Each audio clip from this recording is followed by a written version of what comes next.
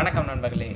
சீன ராக்கெட் பாகம் உலகை நோக்கி வருகிறதா, அதாவது இந்த பூமியை தாக்குகிறதா அப்படின்ற ஒரு கேள்வி வந்து சமூக வலைத்தளங்களில் வந்து மிக வேகமாக பரவி கொண்டு வருகிறது. அதை பற்றின ஒரு சின்ன ஒரு இன்ஃபர்மேஷனான இந்த ஒரு வீடியோ பதிவை வந்து எல்லோரும் வந்து ஸ்கிப் பண்ணாமல் பாருங்கள். இப்போது சமூக வலைத்தளத்தில் அதிகமாக பகிரக்கூடிய ஒரு விஷயம், சீன ராக்கெட் பாகங்கள் வந்து இந்த பூமியை தாக்குகிறது, அதாவது பூமியின் மீது விழுகிறது அப்படின்ற ஒரு விஷயம்தான். உண்மையிலே இந்த சீன ராக்கெட் பாகங்கள்லாம் வந்து பூமி மீது விழுதா அப்படின்னு சொல்லிட்டு ஒரு கேள்வி இருந்தால் கண்டிப்பாக ஆமாங்க. இது எந்த ராக்கெட்டோட பாகம், எதற்காக சீனா வந்து இந்த ராக்கெட்டை வந்து ஏவியது அப்படின்றது பல கேள்விகளுக்கான பதில் வந்து இந்த வீடியோ பதிவில் இருக்குது. யாரும் வந்து ஸ்கிப் பண்ணாமல் பாருங்கள். எந்த ஒரு நோக்கத்திற்காக இந்த ராக்கெட்டை வந்து விண்வெளியில் செலுத்தினாங்க அப்படின்னு சொல்லி கேட்டிங்கன்னா, சைனா அதாவது சீனா நாடு வந்து விண்வெளியில் ஒரு ஸ்பேஸ் ஸ்டேஷன் வந்து தனக்காக சொந்தமாக வந்து ஒரு ஸ்பேஸ் ஸ்டேஷன் வந்து ஸ்டார்ட் பண்ண போகிறாங்க. அந்த ஒரு விஷயத்துக்காக தான் அங்கே எல்லாத்தையும் வந்து ப்ரொவைட் பண்ணுறதுக்காக இங்கேருந்து ஒரு சப்ளையர் ராக்கெட்டை வந்து இங்கே வந்து லான்ச் பண்ணாங்க. சரி, இந்த ராக்கெட்டை வந்து லான்ச் பண்ணிட்ட பிறகு எல்லாமே வந்து கரெக்டாக தான் போய்ட்டு இருந்துச்சு. சரி, இதுக்கு முன்னாடி நம்ம ஒரு விஷயத்தை வந்து இன்க்ளூட் பண்ணிட்டு தான் போனோம். இப்போ இருக்கக்கூடிய ஸ்பேஸ் ஸ்டேஷன் யாருது, இந்த ஸ்பேஸ் ஸ்டேஷனுக்கான கொலாபரேட்டிவ் கம்பெனிஸ் வந்து என்னென்ன, கொலாபரேட்டிவ் மெம்பர்ஸ் வந்து யார் யார், எதுக்கு சைனா வந்து இப்போ ஒரு ஸ்பேஸ் ஸ்டேஷன் வந்து தனக்காக, அதாவது தன்னாட்டுக்காக ஒரு ஸ்பேஸ் ஸ்டேஷன் வந்து அமைக்கணும் அப்படின்ற ஒரு கேள்வி இருக்குல்ல. ஸ்பேஸ் ஸ்டேஷன் ஒரு 5 குழுக்களாக ஒரு கொலாபரேட்டிவ் சிஸ்டமும் வந்து ஃபார்ம் பண்ணாங்க. சரி, இந்த ஸ்பேஸ் ஸ்டேஷனில் எந்தெந்த கொலாபரேட்டிவ் சிஸ்டம்ஸ்லாம் இருக்குதுன்னு சொல்லி பார்த்தீங்கன்னா, ஃபஸ்ட்டு நாசா, எல்லாருக்கும் தெரியும், யூஎஸ்ஏவோடது நாசா. நெக்ஸ்ட்டு ரோஸ்காஸ்மோஸ் ரஷ்யாவுது, அதுக்கப்புறம் ஜாக்ஸா வந்து ஜப்பான்து, அதுக்கப்புறம் இஎஸ்ஐ யூரோப், சிஎஸ்ஏ கனடா. இந்த 5 கொலாபரேட்டிவ் சிஸ்டம்ஸ்லாம் சேர்ந்து தான் இந்த ஒரு ப்ராஜெக்டை வந்து நடத்தினாங்க. ஸோ இந்த ஒரு ஸ்பேஸ் ஸ்டேஷன் விண்வெளியில் சக்ஸஸ்ஃபுல்லாக இன்று வரைக்கும் கூட இருந்துகிட்ருக்கு, செயல்பட்டு கொண்டு இருக்கிறது.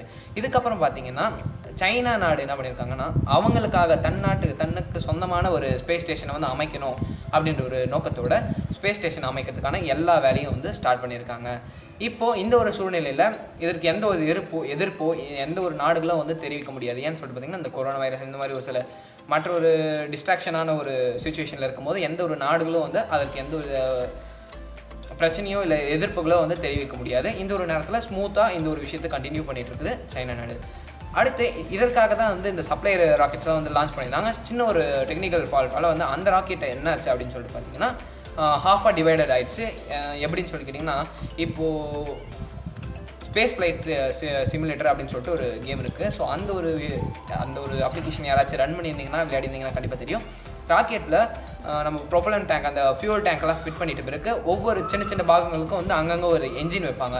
ஸோ அந்த என்ஜின் வச்சு முடிச்சுட்டு கீழே இங்கேருந்து எஸ்கேப் வெலாசிட்டி கொடுக்கறதுக்காக எக்ஸ்ட்ராடினரியாக நிறைய ஃபியூல் டேங்க்ஸ் வச்சுட்டு அதுக்கு தனியாக என்ஜின்ஸ் கொடுப்பாங்க. ஸோ அதுக்கெல்லாம் ஒரு அட்டாச்மெண்ட் இருக்கும். ஸோ அந்த ஒரு அட்டாச்மெண்ட்டில் ஒரு வீக்னஸ் ஏற்பட்டு அந்த வெயிட் தாங்க முடியாமல் அங்கே இருக்கக்கூடிய அட்டாச்மெண்ட் வந்து பிரேக் ஆயிடுது.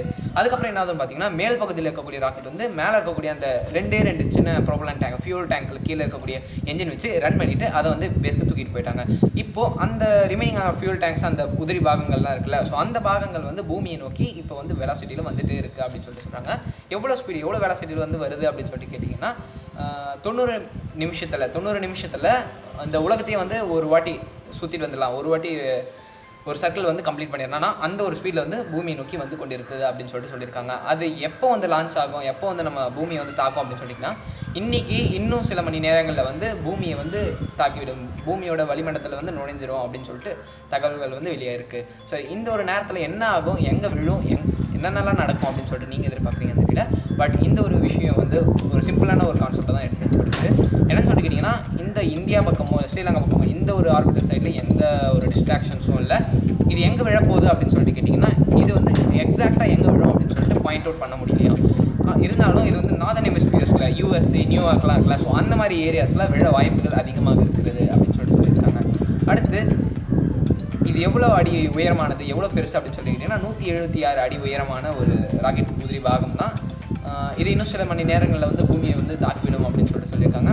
இதனால் எந்த ஒரு பெரிய ஆபத்துகளும் வந்து நேரிடாது. ஏன்னு சொல்லிக்கிட்டிங்கன்னா, எவ்வளோ சீக்கிரம் வந்து அட்மாஸ்பியர் ரீச் பண்ணுதோ அப்போ வந்து அந்த அட்மாஸ்பியருக்குள்ளே அவ்வளோ ஸ்பீடாக ட்ராவல் ஆகும்போது அதோட எல்லா பார்ட்ஸும் வந்து அட்மாஸ்பியரிக் ப்ரெஷர், அந்த டென்சிட்டி இருக்குல்ல, ஸோ அந்த டென்சிட்டியை தாண்டி வரும்போது எல்லாமே வந்து ஃபயர் ஆயிரும், எல்லாமே வந்து எரிஞ்சு சாம்பல் ஆகிடும். அதில் முக்கால்வாசி பார்ட் வந்து எரிஞ்சு சாம்பல் ஆகிடும். மிச்சம் இருக்கக்கூடிய கால்வாசி பாகங்கள் தான் வந்து பூமியை வந்து அடையும் அப்படின்னு சொல்லிட்டு சொல்லியிருக்காங்க. இதுலேயும் என்ன ஒரு பாசிட்டிவான விஷயம் சொல்லியிருக்காங்கன்னா, இந்த பூமியில் 70% வந்து ஓஷன்ஸ் அண்ட் சீஸால் கவர் ஆகிருக்குல்ல, ஸோ அதனால் மோஸ்ட்லி வந்து சீஸ் அண்ட் ஓஷன்ஸில் வந்து விழுந்துடும். எந்த ஒரு லேண்ட் மாஸ்க்கும் எந்த ஒரு லேண்ட் சர்ஃபேஸ்க்கும் எந்த ஒரு ஆபத்தும் ஏற்படாது அப்படின்ட்டு சொல்லியிருக்காங்க. சரி, இந்த ஒரு விஷயம் வந்து உங்கள் ஃப்ரெண்ட்ஸ் அண்ட் ஃபேமிலி மெம்பர்ஸ்க்கு யாருக்கும் தெரியலன்னா கண்டிப்பாக ஷேர் பண்ணி விடுங்க. என்ன தான் நடக்குது அப்படின்னு சொல்லிட்டு வந்து நம்ம வெயிட் பண்ணி